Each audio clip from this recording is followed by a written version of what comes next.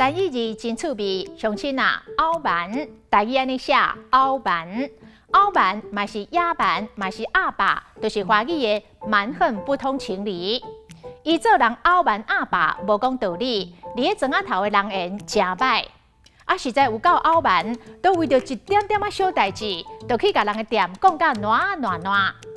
敖蛮的敖，正敖、倒敖、对敖。犯人的手骨，互刑警倒凹去卡只凹，搁来硬凹，明明就是你唔对，搁安尼硬凹，白步要讲你甲乌，啊，请问弄一个板金猫类，出大力，甲硬凹互平，洗一条修理车的费用。啊，若凹蛮的蛮皮，华语的顽固，冥顽不灵，台语就是蛮皮。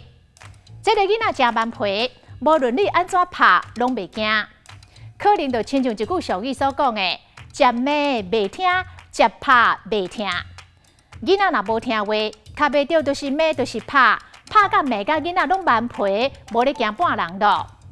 另外，阁有一句俗语，嘛是差不多的意思：十念大家出蛮皮新妇，做大家伤老叨，一支喙细细念，念甲新妇拢蛮皮，无咧甲大家训导咯。